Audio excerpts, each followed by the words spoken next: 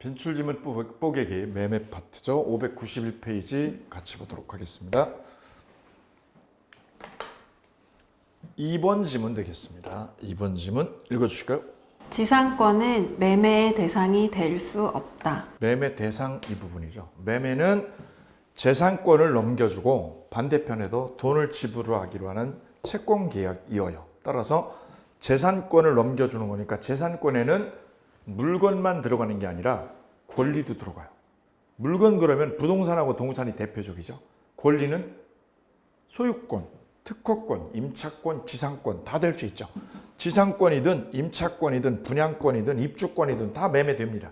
그래서 지상권도 매매할 수 있습니다. 없다가 아니라 될 수 있다.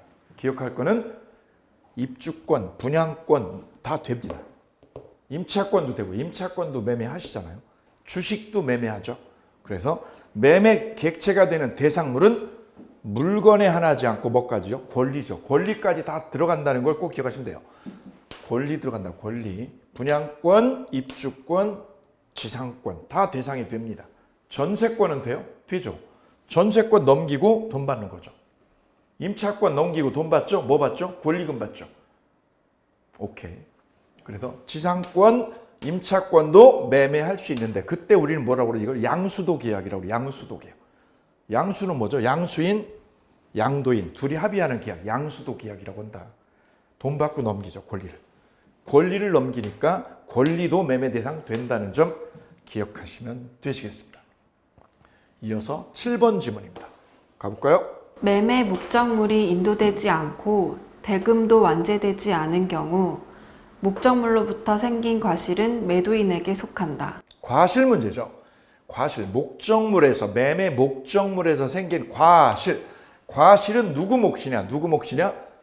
매도인 거다. 거기 전제주권 있죠. 전제주권. 인도도 되지 않았고 대금도요. 대금도 완납이 되지 않았죠. 그러면 매도인 거다. 그럼 잔금이 다 완제가 되면 완납이 되면 매수인에게 과실수취권이 이전이 됩니다. 그래서 과실수취는 이 단어 하나 꼭 기억하십니다. 대금을 뭐하기 전? 완납 전. 잔금을 완납하기 전이다. 그러면 이 목적물에서 생긴 과실. 과실은 누구 거? 매도인. 매도인 몫이고 대금 완납 후에는 누구한테요? 매수인 거다. 이렇게 두 개로 정리하시면 되시겠습니다. 그래서 꼭 한 단어만 기억하시면 되죠. 잔금 완납 전이에요, 후에요. 이 부분에 포인트 맞추시면 됩니다. 그럼 등기를 쳤어도요. 이 상가에 등기를 매수인한테 먼저 쳐줬어요. 근데 매수인은 잔금을 치르기 전에요. 잔금을 송금하기 전에요. 그럼 이 상가에서 뭐가 나오죠? 월세 나오죠, 월세. 원룸에서 월세가 만약에 4천 나왔다. 4천 나왔어도 잔금을 치르기 전이면 이 월세는 누구 거? 매도인 거야. 왜? 기준이 이거다, 기준이. 잔금 넣냐, 넣기 전이냐. 이걸로 잡으시면 돼요. 그래서 과실은 잔금하고요. 잔금하고 연동시켜라. 오케이. 이렇게 잡으시면 간단하겠습니다. 그래서 설문은 목적물 인도도 되지 않았고 대금도 완납이 되지 않았으니 목적물로부터 얻어진 과실은 누구 거다? 매도인 거. 오케이. 맞는 지문 되겠습니다. 이어서 다음 지문 8번 지문 같이 보시도록 하겠습니다. 8번 지문 보실까요? 담보 책임의 면책 특약이 있는 경우 매도인은 알면서 고지하지 않은 하자에 대해서도 그 책임을 면한다. 여기서 기억할 단어는 담보책임 면책특약이라는 거죠. 면책특약. 예, 최근에 이 문제하고 관련지어서 시사성 있는 논지가 바로 백신 문제였어요.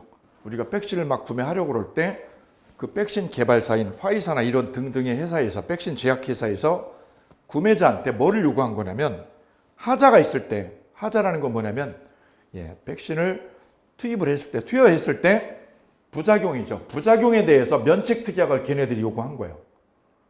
혹시 부작용 생기면 제약회사는 책임 안 지겠다 이거죠. 그게 부작용 면책특약입니다. 부작용 면책특약.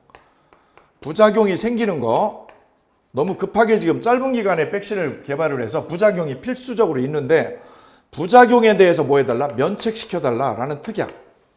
그 특약이 바로 무슨 특약? 부작용 면책특약이라는 거죠. 이 부분이 다른 말로 바꾸면 담보책임 면책특약이랑 똑같은 거예요. 문맥상. 제품에 하자가 있으면, 제품에 뭐가 있으면, 하자가 있으면, 어느 제품에 하자가 있으면 책임을 져야 되는 거지. 이게 담보책임이죠. 근데 그 제품에 대해서 부작용 면책특약을 제조회사가 계속 요구한 거죠. 매수자가 불안한 거지. 저 부작용은 필연적으로 있는데. 그래서 거래가 빨리 종결이 안 된 거거든요. 이것 때문이죠, 이것 때문에. 이때 부작용 면책특약은 유효해요. 그럼 유효니까 어떻게 되죠? 부작용이 생겨도 백신 구매해서 투여를 했을 때 부작용이 생겨도 이 특약이 유효니까 이쪽에서는 제조사는 책임을 안 진다는 거죠. 화이자 등등은 책임 안 져요. 전혀 책임 안 져요. 화이자. 왜? 이 특약 때문에. 그런데 여기에 반전이 하나 있죠. 반전이. 그럼 이 특약대로면 얘네는 아무런 책임지지 않죠. 제품에 부적합이나 결함이 있어도 책임지지 않아요. 이 책임에서 완전 자유로워지죠. 근데 우리 민법은 여기다 반대 특약을 넣었어요. 반대로 면책 특약이 있음에도 불구하고 이 매도한 자가, 제품을 매도한 사람이 하자를 뭐하고요? 알고 제품의 하자, 부작용이라는 거를 알고 있었다. 하자를 뭐하고요? 알고 있었어. 알고 있음에도 어떻게 했다? 고지를 하지 않았다. 그러면 책임을 면제받지 못해요. 이게 법조문에 있어요. 그래서 이 부분을 강조합니다. 하자를 뭐하고요? 알고 고지하지 않은 때. 그래서 저는 이걸 뭐라고 기억하라고요? 나쁜 식기 그랬어요. 제가 나쁜 식기. 이 나쁜 식기. 하자를 알고도 고지를 안 해. 알고도. 그러면 책임을 면제받지 못한다. 오케이. 그래서 저 부분하고 저 앞부분하고 정반대되죠. 원래는 이렇게 면책특약을 넣으면 책임을 져요? 안 져요? 책임 면해요. 다 책임이에요. 모든 책임에서 자유로워져서 면제받는 거예요. 이쪽에서 제품 매도자 측에서 하자가 생겨도. 그런데 이럴 때 이런 전제죠. 이 전제를 꼭 암기하셔야 되는 거예요. 이게 시험 타켓 객관식은 법조문을 가져오려고 그래요. 출제위원이. 바로 이 부분이 타켓이다. 하자를 뭐하고요? 알고 고지하지 않은 때. 그걸 뭐라고 생각하라고요? 나쁜 식기. 이런 놈은 면제받을 수 없다. 책임을 면제받을 수 없어요. 책임 다 져야 돼요. 그리고 화이자 백신을 우리가 사왔죠? 사왔는데 만약에 이쪽에서 하자를 뭐하고요? 알고 고지 않았다. 알고 고지를 안 해줬다. 그러면 만약에 저 백신을 투여를 하고 죽은 사람이 있었다. 그분들이 소송을 걸 거 아니에요. 이렇게. 그죠? 그때 이 부분이죠. 이 부분이 아주 중요한 법리적으로 쟁점이 되겠다. 우리 민법은 일단 두 가지를 기억합니다. 하자 담보 책임을 뭐하는 거? 면책시켜주는 특약은 유효, 무효? 유효. 이게 우리 시험에 몇 번 나왔어요. 그리고 요즘에 뜨는 건 이쪽이다. 하자를 뭐하고요? 알고 고지하지 않은 때는 책임을 면할 수 없다는 거. 저 부분하고 반대되는 부분. 저쪽이나 이쪽이냐를 꼭 기억해 두실 거. 예.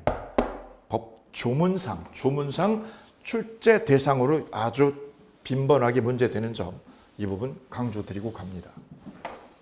그래서 한 번 더 읽어보고 갈게요. 네, 부탁드릴게요. 담보 책임의 면책 특약이 있는 경우 매도인은 알면서 고지하지 않은 하자에 대해서도 그 책임을 면한다. 고지하지 않은 하자죠. 그럼 책임을 면할 수 없다. 오케이. X. 8번 주면 되셨고요. 이어서 10번입니다. 10번. 담보 책임 나왔습니다. 담보 책임. 여기 잠깐 설문 여기요. 기초자료 보시고 내용 보도록 하겠습니다. 자, 매매는 재산권을 넘겨주고 돈을 받는 거죠. 그런데 이 매매 목적물에 하자가 있을 때 그 하자를 우리는 두 개로 나누죠. 첫 번째는 물건의 하자. 두 번째는 권리의 하자. 크게 두 개로 종류를 나누이고요. 다시 물건의 하자는 두 개로 나눠집니다. 특정물의 하자, 불특정물, 종류물의 하자 두 종류로 나누게 됩니다. 특정물, 세상에 하나밖에 없는 거예요. 빌라나 아파트. 특정물의 하자가 있다. 두 번째는 불특정물 또는 종류물의 하자. 내가 그랜저를 새 차로 뽑았는데 하자가 있다. 아우디 뽑았는데 하자가 있다. 같은 종류가 여러 개 있죠. 이때 문제가 바로 종류물의 하자. 이때는 두 가지로 대처를 해요. 이 하자 때문에 목적 달성을 못하면 목적 달성이 불가능해요. 불가능할 정도다. 그러면 무슨 하자? 중차대한 하자다. 아우디 뽑았는데 아우디 엔진 결함 때문에 갑자기 불이 나고 난리야. 목적 달성 못하죠? 운전 못하죠? 이럴 때는 계약 어떻게 해요? 해제로. 해제 처리하는 거죠. 돈 환불받으면 돼요. 내 돈 다 줘. 1억 5천 다 줘. 목적 달성이 가능해요. 결함이 있어도 목적 달성이 가능해요. 가능해. 그러면 해제 안 해줘. 환불해줘. 환불 안 해줘요. 그럼 어떻게 하죠? 손해배상만. 하자로 인해서 손해배상만 해줘요.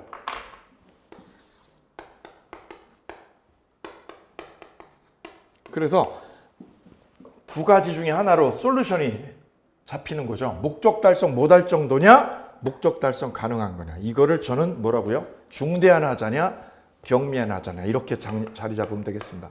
이건 중대한 하자지. 왜?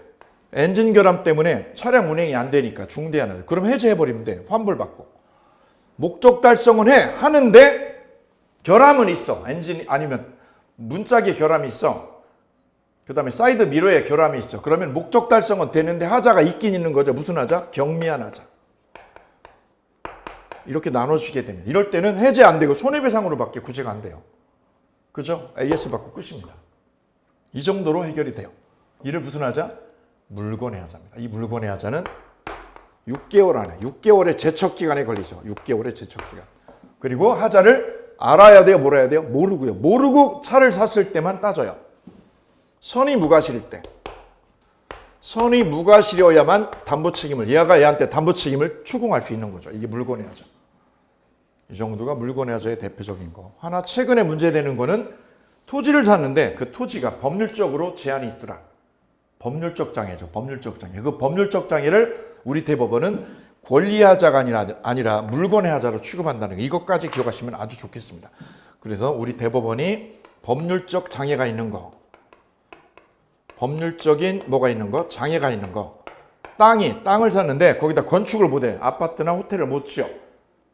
통설은 권리하자로 봐요. 통설은 권리하자. 대법원은 물권의 하자. 이게 대법원하고 통설이 완전 엇갈려 있는 거죠. 그래 중요해요. 법률적 장애를 판례는 뭘로 본다? 물권의 하자로 본다. 권리하자 아니고. 오케이. 그리고 권리하자는 총 몇 개로요? 5개로 쪼개지게 됩니다. 그죠? 첫 번째, 내가 1000평을 매매를 했는데 전부가 남의 땅이야. 전부가 이를 전부 타인 권리 매매. 전부 뭐라고 그러죠? 타인 권리를 매매했어 내가. 이런. 전부 타인 권리 매매했을 때. 두 번째는 일부가 타인 권리야. 1000평 중에 100평만 남의 땅이 껴있어. 일부 타인 권리 매매. 저도 최근에 집을 줬거든요. 집을 줬는데 옆집 아저씨가 찾아왔어요. 엊그제 와가지고. 왜요? 그랬더니 측량을 하자고. 왜요? 경계가 잘못돼가지고 이 지금 건물 땅 자리 잡고 있는 건물이 자기네 땅에 건물이 있다는 거지. 일부죠. 일부가 남의 땅 들어가 있을 때 이게 일부 타인 권리 매매. 현실에 많은 거 이게. 현실에 많은 건 이거예요. 세 번째는 수량이 부족할 때요. 내가 1000평을 매매를 했는데 측량을 해보니까 50평이 모자르네. 이를 뭐라고 그러죠? 수량 부족 문제라고 그래요. 그 모자르면 어떻게 모자르냐? 나는 1000평으로 생각하고 돈을 지불했어. 입금을 했어. 근데 측량 결과 950평이고 50평을 모자르면 어떻게 해요? 꽉지. 얼만큼? 50평만큼. 이게 수량 부족일 때 해법이죠. 그 다음 네 번째는 용익권의 제한이죠. 용익권의 제한.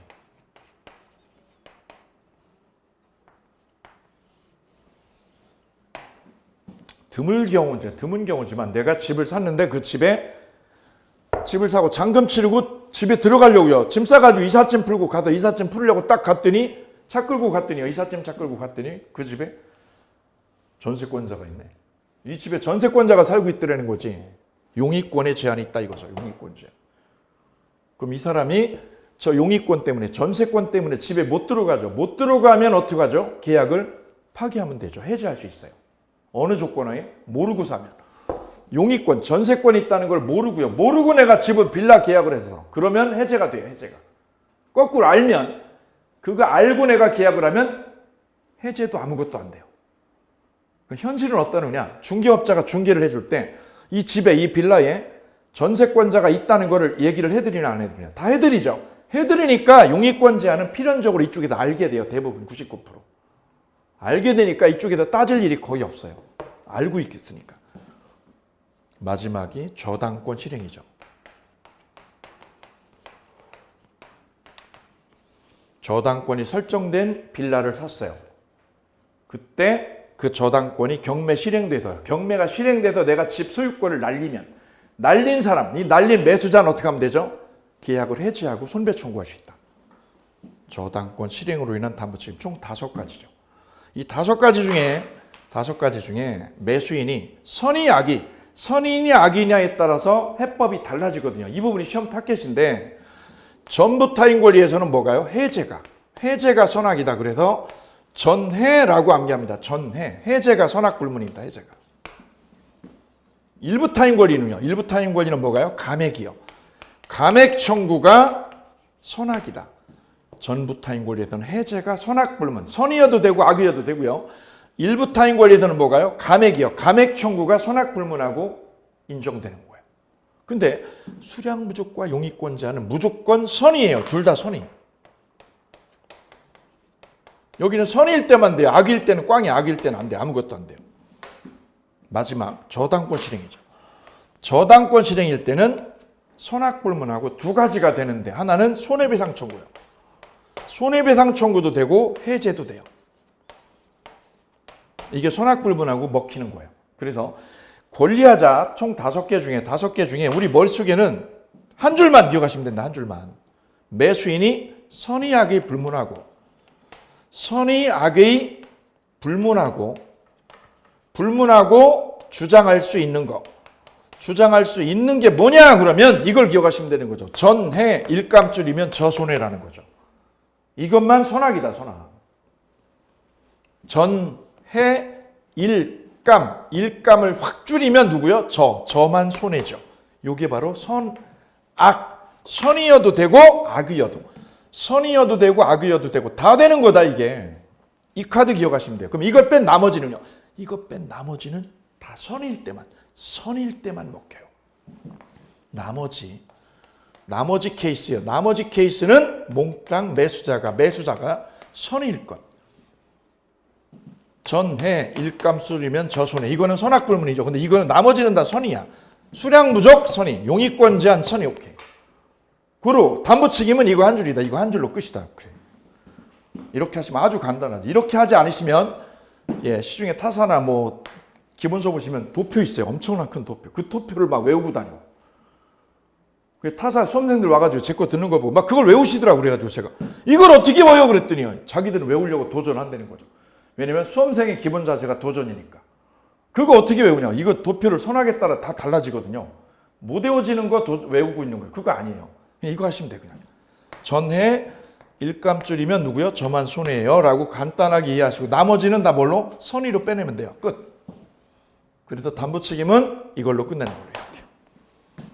그리고 요 사이에 경매하자가 있는데 그 부분은 나중에 별도로 소개를 할까 합니다. 자, 그럼 이제 10번 설문 가볼게요.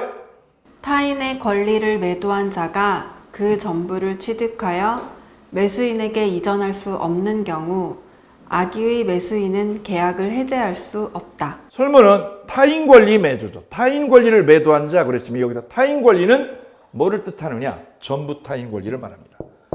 여기서 타인 권리 매도 그러면 타인 권리를 매도한 때라는 말이 나오게 될 때는 뭐라고 바꾸시면 돼요? 전부 타인 권리요.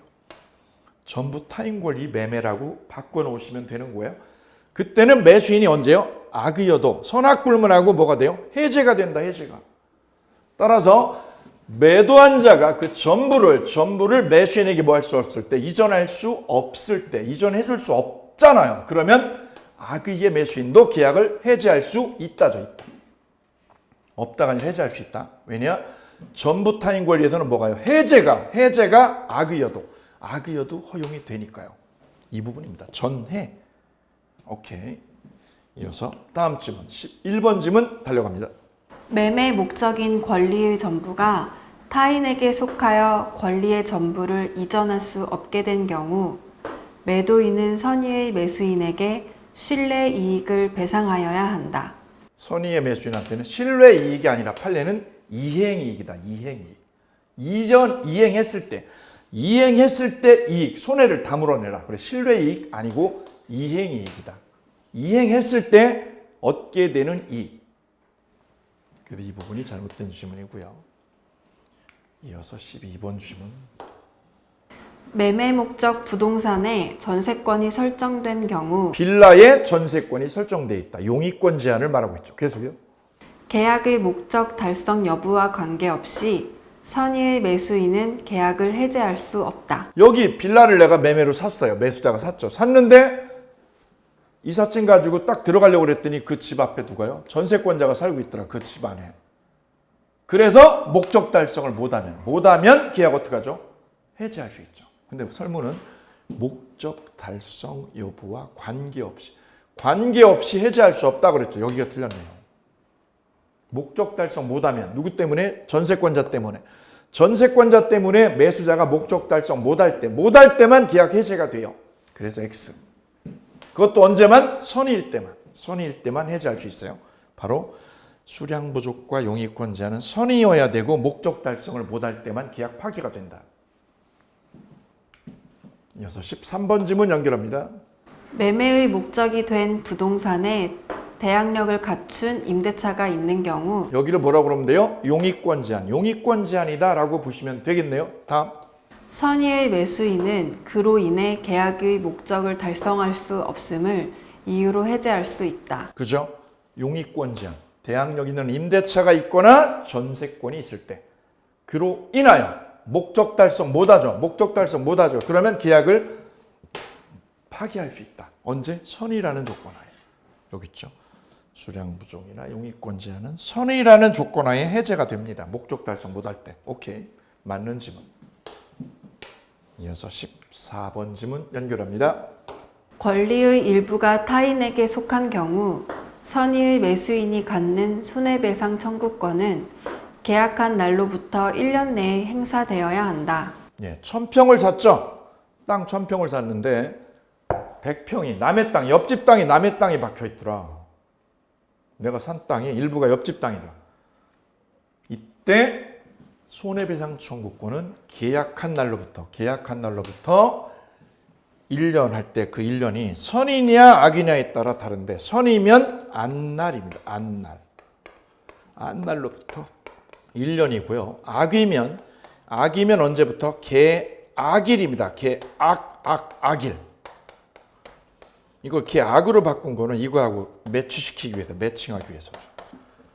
선이면 안날이고요. 악이면 언제부터? 계악일부터 1년이라는 거죠. 아주 중요한 빈번한 탁해요. 악이면 계약이 아니라 계악일이다. 여기도 양쪽을 매칭합니다. 이렇게. 설문 보시면 선이라고 되어 있죠. 선이면 계약한 날이 아니죠. 계약한 날은 언제부터죠? 악이죠. 악일 때가 계약일이죠. 그래서 이 부분이 틀렸어요. 아주 여러 번 출제됐습니다. 빈번하게요.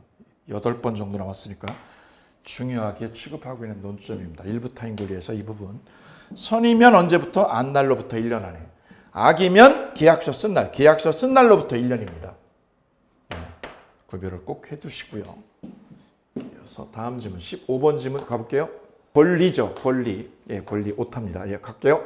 권리의 일부가 타인에게 속하고 잔존한 부분만이면 매수하지 아니하였을 경우 악의의 매수인은 사실을 안 날로부터 1년 내에 해제권을 행사할 수 있다. 일부 타인에서 악이면 안날인가요? 계악일인가요? 악이면 계악일 그랬죠. 계악일. 악이죠. 악. 안날 틀렸죠. 안날이 아니라. 악이면 계악일이다. 그래서 설문에 악의의 매수인은 안날 틀렸죠. 정확하게 바꾸면 악이면 언제부터? 계악일부터 1년이다. 이 부분이 틀렸습니다. 16번 연결하겠습니다. 부동산 매매 계약이 수량 지정 매매인데 그 부동산의 실제 면적이 계약 면적에 미치지 못한 경우 이를 수량 부족이라고 그래요. 수량 부족. 내가 1000평 샀는데 950평이야. 50평이 어딘가 없어. 모자로. 계속요. 선의의 매수인은 대금 감액을 청구할 수 없다. 수량 부족이나 용의권 제한은 언제만 구제받아요? 선일 때만. 선일 때만 구제받죠. 감액이나 해제하면 되죠. 그죠? 몰랐잖아. 나 모르고 샀지. 몰랐으니까 뭐 해줘? 깎아줘. 얼만큼? 50평만큼. 모자라는 만큼. 감액이 됩니다. 감액. 감액할 수 없다 아니라 있다. 언제만? 선일 때. 선이라는 조건하에.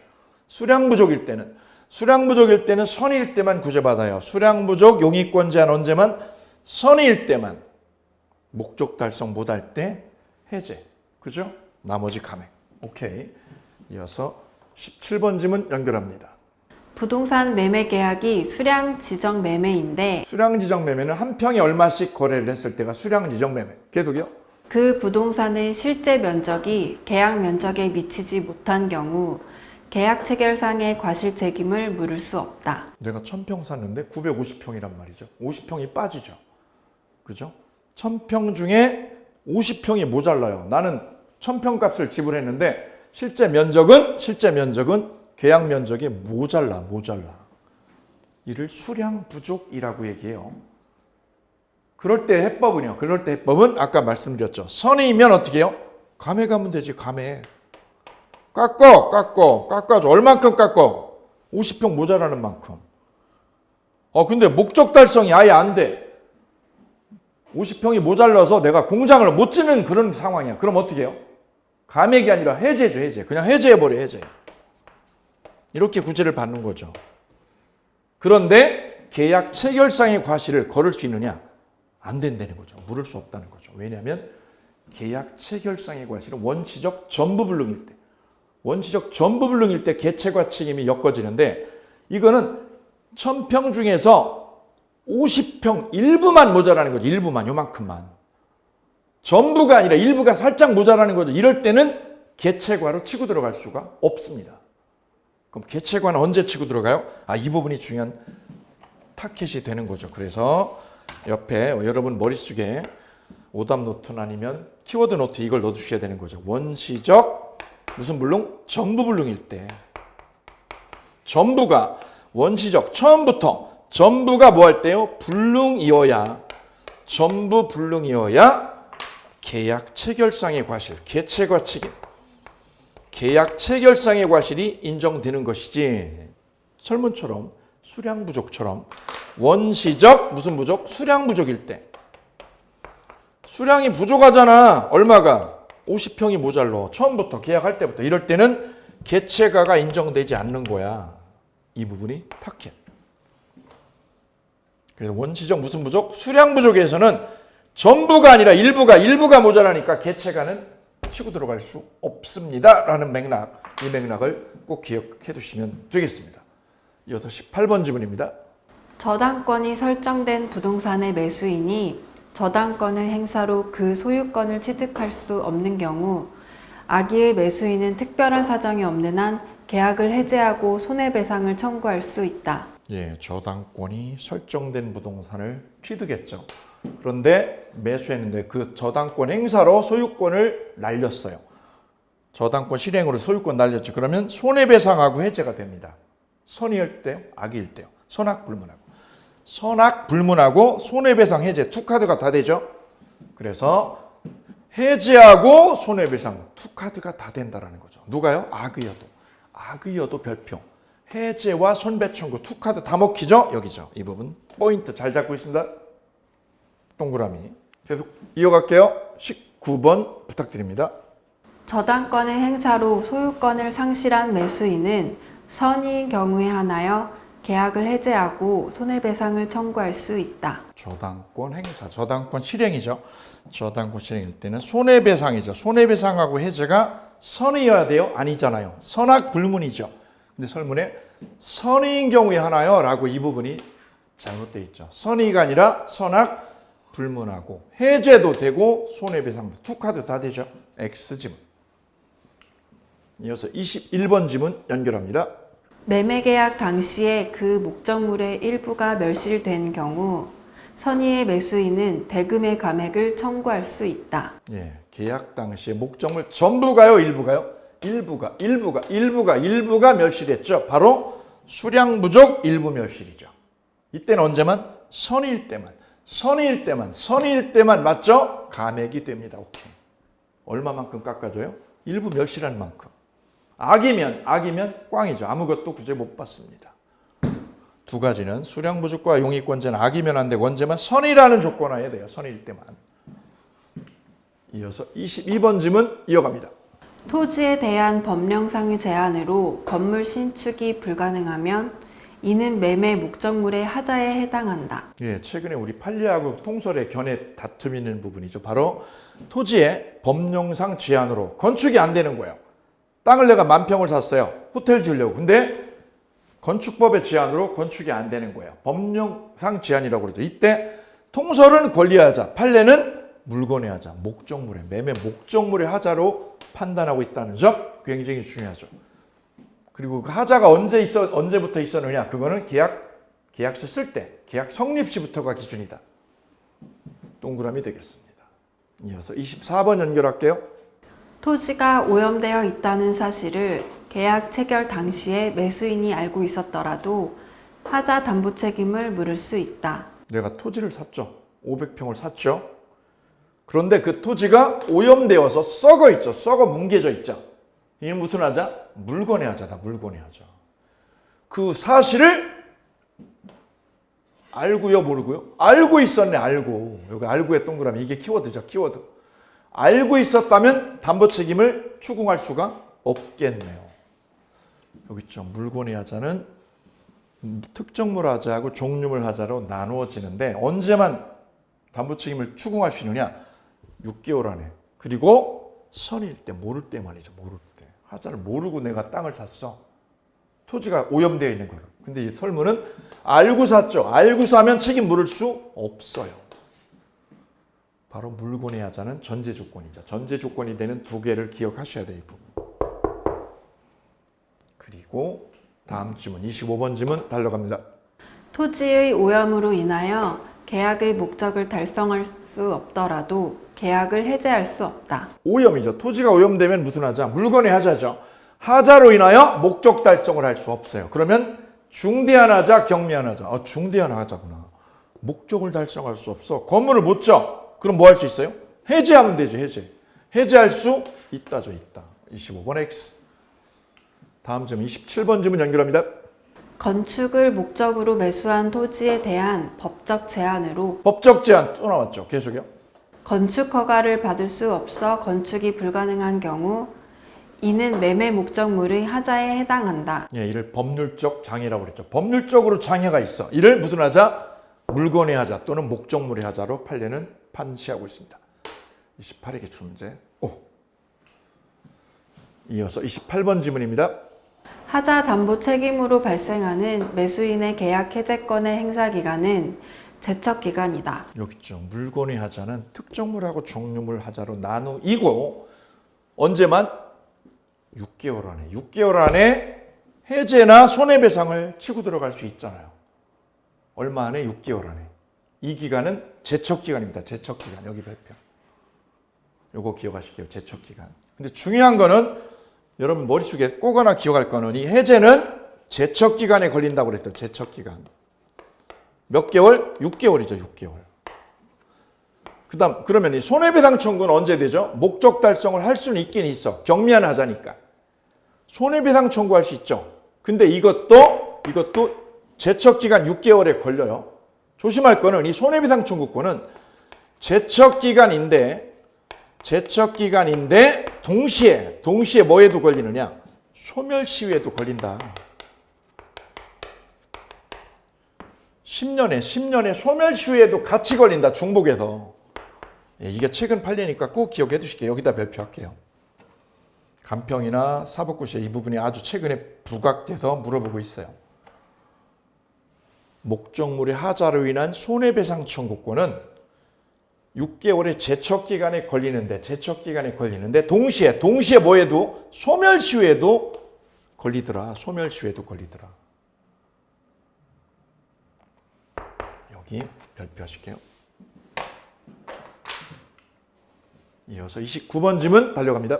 매도인이 매매 목적물에 하자가 있다는 사실을 알면서 이를 매수인에게 고지하지 않고 담보 책임 면제의 특약을 맺은 경우 그 책임을 면할 수 없다. 예, 아까 설문의 맨 앞부분 서두에서 강조드렸던 내용이죠. 하자를 뭐하고요? 알면서 고지를 하지 않았다. 화이자에서. 그럴 때는 담보책임 무슨 특약? 면책 특약이 있어도 책임을 면할 수 없다. 오케이, 맞는 질문이죠. 굉장히 중요하니까 한 번 더 강조할게요. 이어서 계약법 강론 교환입니다. 교환. 자, 교환 가보실까요? 교재 598쪽입니다. 자, 이제 계약법 강론의 첫 번째 주제인 매매가 완결이 됐고요. 두 번째 주제가 교환이죠. 자, 그 교환에 관한 빈출지문 뽀개기 같이 보도록 하겠습니다. 가기 전에 기본 얼개부터 잠깐 소개를 하고 가도록 합니다. 교환은 재산권하고 재산권을 바꾸자라고 하는 합의, 이를 교환계약이라고 해요. 가령 내가 가지고 있는 건물과 네가 가지고 있는 토지를 어떻게 하자? 우리 서로 맞바꾸자. 이게 교환이죠. 근데 양쪽의 재화의 가격이 어긋나면 이쪽에서 돈을 더 얹어주게 되죠. 그럴 때 얹어주는 돈, 한쪽 편에서 더 얹어주는 돈을 보충금이라고 정리하면 되겠습니다. 그럼 을이 줘야 될 거는 토지하고 보충금을 주는 거죠. 그 반대급부는 건물이고요. 자, 이게 교환계약의 기본 구조. 이때 교환계약은 이쪽에서는 건물을, 반대편에서는 토지와 보충금을 주니까 서로 의무를 부담하니까 무슨 계약? 쌍무계약이다, 이거. 쌍무계약. 두 번째는 대가지불을 서로 하죠. 그래서 유상계약이다. 쌍무 그리고 유상계약입니다. 그리고 낙성불효식이고요. 그리고 두 번째 지점. 이쪽에서 보충금을 얹어주는데 저 보충금에 대해서는 매매 규정이죠. 매매 규정을 준용합니다. 그대로 매매 규정을 끌어다가 쓴다는 거죠. 그래서 매매 규정은 교환에도 그대로 똑같이 작동한다는 거. 그래서 하자가 있으면 건물에 하자가 있다. 그러면 얘는 어떻게 하면 돼요? 담보 책임을 얘한테 가서 따질 수 있어요. 그래서 세 번째, 이 교환에도 무슨 책임이요? 담보 책임이 준용된다는 거 꼭 기억하셔야 되겠습니다. 담보 책임 준용. 자, 그러면 기본적인 논의의 구조 잡혔고요. 자, 그럼 설문으로 바로 연결해 보도록 하겠습니다. 설문 1번 읽어주실까요? 갑은 자신의 2억 원 상당 건물을 을의 토지와 교환하는 계약을 체결하면서 을로부터 1억 원을 보충하여 지급받기로 하였다. 예, 설문에 도식화해 놨습니다. 건물과 을의 토지를 교환하기로 했는데 을이 보충금 1억을 얹어주겠다. 이렇게 교환 계약이 된 상황. 이때 아래 설문이죠. 아래 설문은 그동안 우리 시험에 나왔던 교환에 관한 빈출 지문을 밑에 쫙 붙여놨어요. 같이 보도록 하겠습니다. 첫 번째 지문입니다. 갑, 을 사이의 계약은 낙성, 쌍무, 유상, 불효식 계약이다. 쌍무, 유상 맞죠? 그리고 낙성, 불효식 계약. 오케이, 맞습니다. 매매와 똑같죠. 매매도 낙성, 쌍무, 유상, 불효식. 교환도 낙성, 쌍무, 유상, 불효식. 그죠? 임대차도 똑같아요. 세 개 계약은 동일합니다. 이어서 두 번째 지문입니다. 갑과 을은 특별한 사정이 없는 한 서로 하자 담보 책임을 지지 않는다. 무슨 소리? 서로 하자 있죠. 그럼 어떡하죠? 담보 책임을 진다. 담보 책임. 여기 하자 있죠? 책임지고 이쪽도 하자 있으면 책임지죠. 건물에 균열이 있다. 너 책임져. 이 토지가 오염됐다. 책임져. 하자 담보 책임이 매매 규정이 그대로 교환에도 준용된다는 점. 그래서 X. 세 번째 지문입니다. 을의 보충금 1억 원의 미지급은 교환 계약의 해제 사유에 해당한다. 자, 을은 저 건물에 대한 반대급부로 뭐를 줘야죠? 토지하고 보충금을 넘겨줘야죠. 이걸 지급하지 않으면 계약 파기 사유가 됩니다. 교환 계약 무슨 사유? 해제 사유로 작동한다는 거. 왜? 채무불이행이니까. 네 번째 지문입니다. 계약 체결 후 건물이 을의 과실로 소실되었다면 을의 보충금 지급 의무는 소멸하지 않는다. 자, 이제 이런 부분들이 혼자서 공부할 때 헷갈리는 거죠. 별거 아닌데 계약 체결 후 건물이 누구 과실이에요? 누구 과실? 을의 과실로 소실되었다. 건물 누구 건데요? 갑 건데 매도인 갑 건데 갑 소유인데 누구 과실? 을의 과실. 을의 과실로 이 펜션이 불이 나버렸다. 네가 이거 건물 잘못해가지고 불냈다며. 그러면 갑은 건물을 주고 을은 토지를 줘야 될 거예요. 그죠? 원래 계약이 깔끔하게 진행되면. 그런데 건물이 을의 과실로 건물이 불나버렸죠. 그러면 을은 어떻게 될까요? 건물을 넘겨받는 대가로 뭐를 줘야죠? 토지를 줘야 되는 거 아니에요. 토지를 주고 뭐까지 줘야 돼요? 보충금까지. 보충금까지 넘겨줘야 되죠. 그런데 이 건물이 어떻게 됐다고요? 멸실됐다. 그 멸실 원인 제공을 누가 했다 해도, 을이 했다 해도, 을이 했을 때에도, 을의 과실로 건물이 소실되었다 해도, 을의 무슨 지금? 보충금. 이 보충금하고 토지죠. 토지하고 보충금 지급 의무는 소멸되는 거 안 되는 거예요? 소멸되지 않는 거예요. 그대로 남아있는 거예요. 왜? 얘가 이걸 주고 네가 반대급부로 이걸 줘야 되는데 네 잘못으로 건물이 멸실됐으니까 너는 네가 줘야 되는 급부, 이 급부를 어떻게 해야 돼요? 이행해 줄 의무가 남아있다. 따라서 을은 네 잘못으로 건물 불사질렀죠. 그래도 넌 어떻게 해야 돼요? 땅 주고 보충금 넘겨줘야 되는 거예요. 오케이. 이거하고 이게 서로 맞물려 있으니까 오케이. 그래서 을의 보충금 지급 의무는 없어지는 거예요? 아니죠. 소멸하지 않습니다. 소멸하는 게 아닙니다. 만약에 이 건물이 누구 과실로 멸실되면? 갑의 과실이면. 이 사람의 잘못으로 멸실되었다면 을은 뭐를 안 주면 돼요? 토지하고 보충금 안 주면 되지. 그럴 때는 을의 무슨 의무가? 보충금 지급 의무가 어떻게 된다? 소멸하고 없어진다. 이렇게 정리되면 되는 거죠. 그래서 이 부분이 시험에 나올 수 있는 거죠. 바로 이 부분. 을의 과실로 소실되었느냐, 이 건물이. 이 건물이 누구 과실? 갑의 과실이냐, 을의 과실이냐. 갑의 과실로 멸실되었다. 두 번째는 을의 과실로.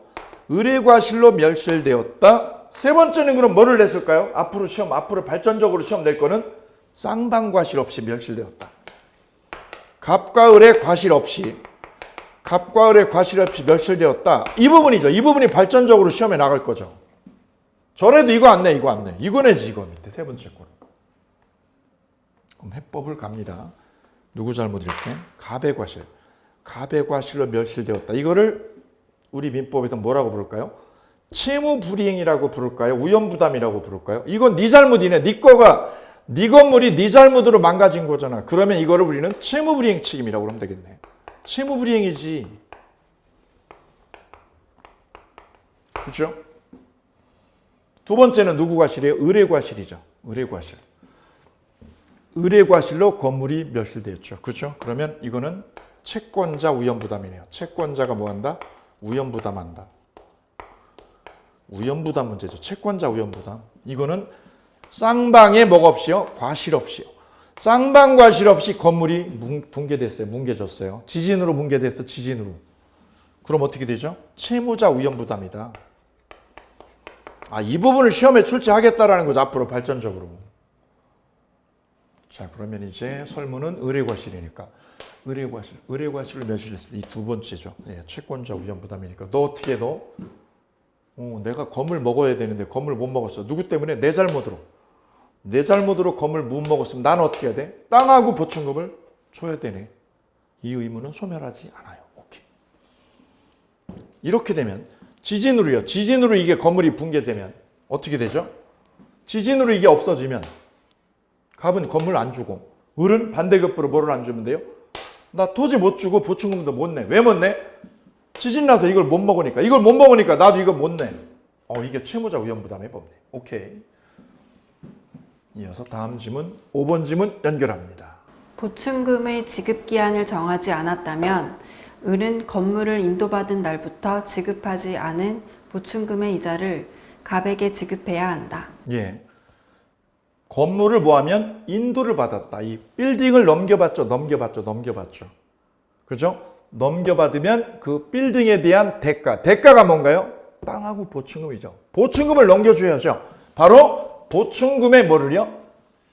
이자를 지불해야 됩니다. 그래서 앞으로는 이렇게 정리를 하시면 돼요. 이 물건을 뭐한테 물건을 인도한 거하고요. 물건을 인도하는 거하고 반대편에 대척점에 서는 게 바로 이자 지급이라는 거다. 그리고 물건이 인도가 되면 점유가 넘어오면 반대편에서 그 대가를 무슨 문제가? 이자 지불 문제가 바로 연결이 됩니다. 이렇게요. 다음 문제 6번 지문 달려갑니다. 을이 보충금 지급을 약정한 경우 매매 규정이 준용되지 않는다. 보충금 지급을 약정하면 무슨 규정? 매매 규정을 끌어다가 준용한다. 준용한다. X. 7번입니다. 을이 보충금 지급을 약정한 경우 매매가 성립한다. 자, 이 부분 함정이죠. 방금 전 문제하고 뭐가 다르냐면 비슷한데 달라요. 을이 저 건물에 대한 반대급부로 토지하고요. 토지하고 돈을요. 보충금 1억을 물어주기로 했단 말이죠. 이때 을이 땅만 주는 게 아니라 보충금까지 내잖아요. 이랬다고 해도 이게 매매가 되는 건 아니에요. 매매가 되려면 을이 돈만 내야지. 돈만. 저 건물에 대한 반대급부로 돈만 지불해야 매매가 성립하는 거죠. 근데 교환은 토지하고 보충금을 내잖아요. 보충금을 냈다고 해서 매매가 되는 건 아닌 거예요. 매매는 순전히 건물에 대한 반대급부로 돈만 있어야죠. 돈만. 근데 여기는 돈만 있나? 아니죠. 토지가 있잖아요. 그래서 이거는 매매로 탈바꿈 되는 게 아니에요. 그래서 보충금을 냈다고 해서 보충금을 얹어준다고 해서 이게 매매로 탈바꿈 되느냐? 그건 아니다 이거죠. 매매가 성립하는 건 아니고요. 매매가 성립하는 게 아니라 뭐죠? 매매 규정을 준용하는 거지. 매매가 성립해버린다. 이건 잘못된 서술이죠. 그래서 이 부분 조심해요. 보충금을 얹어준다는 뜻이 매매로 탈바꿈한다는 해석은 잘못된 해석이고 매매 규정을 뭐 할 뿐? 준용하는 거지. 준용하는 거지 매매로 성립된다라는 거는 잘못된 해석이다라는 거죠. 오케이. 이 부분도 26회 시험에 들어와서 아주 예민하게 물어보고 있습니다. 이 보충금에 대해서. 이 보충금 그러면 첫 번째 매매 규정 준용한다는 거. 두 번째 이 보충금은 이행을 안 하면 저쪽에서 계약 파기 사유로 작동한다. 그럼 보충금을 내느냐 안 내느냐? 보충금을 내느냐 안 내느냐는 이 목적물이 누구 때문에 멸실됐냐 이거에 의해서 해결하면 되겠다. 이렇게 1, 2, 3로. 이거 보시면 민법이 암기가 아니네. 이게 암기가 아니네. 이걸 이해를 해야 되는 거지. 이해를 해가지고 뚫고 나가야 되는 거지. 이걸 암기하려고 그러면 망하는 거죠. 당연히 망하는 거고 길을 잘못 들어가는 거죠. 자, 그래서 보충금까지 교환해서 같이 보셨습니다. 이어서 8번 지문 연결합니다. 전부 타인 소유물을 교환하는 계약은 무효이다. 여기 보실까요? 자, 건물과 토지를 교환하자라고 그랬죠. 그런데 이 건물이 누구 거라고요? 갑 소유가 아니라 갑의 친구나 아버님 거였다. 이 아버님 거죠. 아버님이 소유하는 건물을 교환하기로 계약을 했어요. 계약 되나요? 예. 계약은 약속할 때 되는 겁니다. 약속할 때. 그러니 갑의 소유가 아니라 누구요? 타인 소유라도 계약 자체는 무효가 아니문이다. 왜요? 계약은 얼마든지 할 수 있는 거예요. 약속은. 이행을 해주느냐 못 해주느냐 이 문제하고 별개다. 계약 자체는 유효다. 유효. 타인이 소유하는 건물을 교환하는 약속 가능하고요. 타인이 소유하는 건물을 뭐하는 거? 매매하는 것도. 매매하는 약속도 가능하고요. 타인이 소유하는 빌라를 임대해 주기로요. 임대해 주기로 하는 약속도 유효라는 거죠. 왜 유효냐? 남의 거를. 교환이나 매매나 임대차는 특성이 뭐라고요? 약속하는 거야. 약속. 해줄게라고 약속하는 거죠. 그 약속하는 계약을 무슨 계약? 채권 계약이라는 거죠. 채권 계약은 가능한 거예요. 얘 거 아니라 남의 거래도. 그래도 우리끼리 누구 거를요? 저 문재인 대통령 땅, 대통령이 앞으로 돼 있는 땅도 우리끼리 계약은 할 수 있는 거예요. 약속은 할 수 있지. 이행이 되냐 안 되냐는 별거리다. 그래서 우리는 머릿속에 이 세 가지를 기억해 둡니다. 매매, 교환, 임대차가 계약법 강론에도 시험 나오는 테마죠. 이 세 가지는 남의 거라도 타인 소유라도 얼마든지 계약을 유효하게 체결할 수 있다는 사실입니다.